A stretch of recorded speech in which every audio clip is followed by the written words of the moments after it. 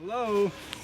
Thank you for coming to another Mitchell's Minutes. Here we are outside, and it is February, but in southern Missouri, February is sometimes 60, 65 degrees, and today it's got to be up in the mid to upper 60s. So what we're doing is I've been pruning my trees this afternoon.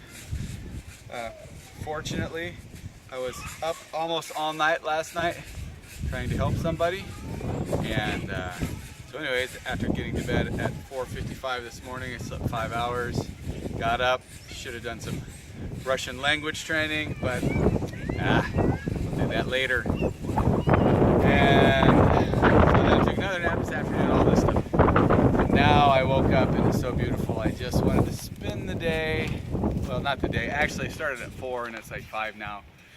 And I pruned 15 trees, 16 trees, and you can see, let me show you some over here. We did this one. This tree here was an Asian pear tree, but it got some sort of fungus on it, or ashes, and I think it comes from our fireplace. You can look over there, Morgan. Anyways, the ashes come. If it's the ashes, they come. They came, they fail.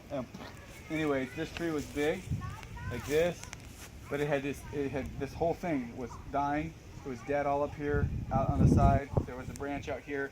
So we cut that, a couple spots, and eventually got down here, cut down here, and so we have one good live branch here, and here, and here. And anyways, these are good starts anyways, because we can pull this sideways, keep that going that way. And all these buds right here, 1, 2, 3, they'll get this cluster of flowers, maybe 8 flowers on. And we'll have to come and the fruit will come and we'll spray them several times and we'll take off 1, 2, 3, 4, maybe 4 of the 5 buds, and then we'll leave 4 on there, 3 on there. We'll let them get bigger, and then as they grow bigger, so we'll have a clump here and a clump here. Every 4 inches we have a clump, and then eventually we'll pick off the smallest ones and keep the biggest ones on here, and now we have big fruits. Okay, so we'll go to this tree. And this was all overgrown. There was stuff up here and all over, like you can see here, and the big one here, and all fruit. And we trimmed this all up, and it still probably looks very thick, and it's thicker than most people who are real orchardists, like who that's their business. It's not my business. This is just something I do to provide food for my children. But you can see on this tree, all of these knobs. I don't know if you can get in here, Morgan, maybe on here. All of these types of knobs, all of those are those fruit buds. And so if you can look through here, you'll see bud after bud after bud after bud all the way to the top. And you can just go up there and zoom back out so everyone can see. And those will all be full of blooms. I'll climb up there on a ladder and I'll thin that out. But they don't even need trim because the branches aren't big, and the sun can get in and the air can get in and clear it all out. And so we are going to get a big crop on here unless we get a bad freeze or something. So right now, I just thought I would give you a before picture. You can see all this tree. This tree got sick several years ago, and it broke off. The main leader broke off inside there. So I had to do some major. What we do is we tie these branches down. We'll tie them and get them out of the way of the other, because pear trees tend to grow straight up. So what you have to do as the husbandman is take the branch and pull it down so it'll grow out. And like this branch, if I would choose to leave it, it would grow out, which what you want is it to grow out. And then the sun can get it and the air can flow all around it. And then you've got fruit all on that branch. So anyways, we're gonna come in here, we're gonna take off some of these major ones. Take off this one.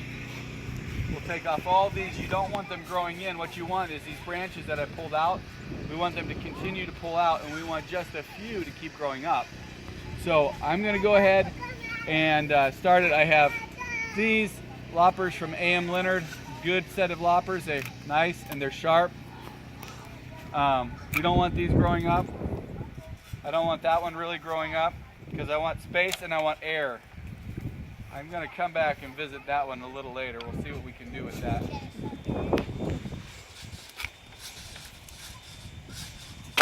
see that one is growing up. See these. This one, this one, this one, this one.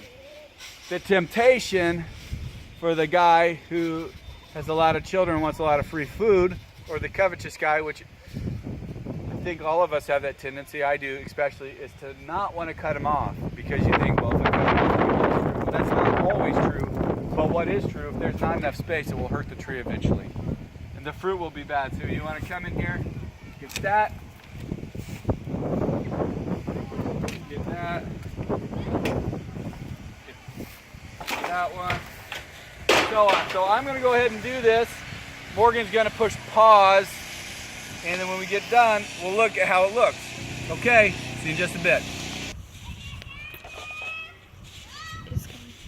Okay, well, here we go. 10 minutes and a nice, healthy tree.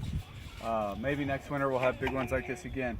I went ahead, I don't know if you remember, I talked to you about cutting this one off, but I went ahead and I thought maybe I would leave it, but I went ahead and cut it off anyway because you can see this branch and this branch come together, but this has 1, 2, 3, 4, 5, 6, 7, 8, 9, 10, 11, 12, 13 clusters, and that means we can get 1, 2, 3, 4, 5 good sized things, and then probably, and we have some other ones down there, and probably I'll cut this off down there next season. And this one will continue to grow like this. And then I can take you around this tree. You might think like, wow, there's a lot of stuff, and usually you don't want stuff to grow in. But this will all have fruit on it, and there's enough sunshine. You can see it's all open here. Sunshine can come in. Put your finger up here. Yep, it's coming from the southwest. And so the air can blow all the fungus away. This one, we're going to pull this branch this way so we can start filling this gap in. And what will happen then is up here, this will become our leader one, and off of it we'll start taking shoots going sideways. Let me take you over here, and we'll also do a video about tying branches. What I said is we'll also do a video tying branches, and so this one you can see like that's very out of place, and you're right, it is. And this one grows up, so we're going to pull this way, and we'll pull this one this way, and you see that covers this whole area of God's space. And then this one also I just about cut, and I thought, well, you can tie this sideways, and here you go, right here, and right here. The sun gets all of it. And there you go. And we're going to leave this one grow too. We'll tie this one up and pull it that way. So then we'll have one center leader. This one will be gone. This one will be gone. This one we're going to also tie down that way. And so we have these little layers. One layer here, one layer here, this layer here. And then we'll have that one grow up, and then we can layer it out. Boom. Boom. So thank you for coming to another Mitchell's Minutes fruit tree trimming number 1.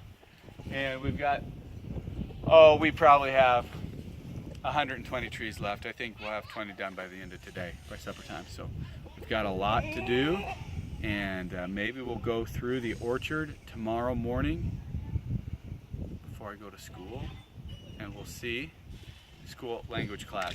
And really, that just means go to the library all day and study until it's time for the 1-hour class. So anyway, we'll go through, and you can see the orchard tomorrow. And then we'll do that, and then we'll do an after picture. So orchard video number 1 right here. Orchard video number 2 then. Orchard video number 3, finished trimming. Orchard video number 4, the blooms. Okay, bye-bye.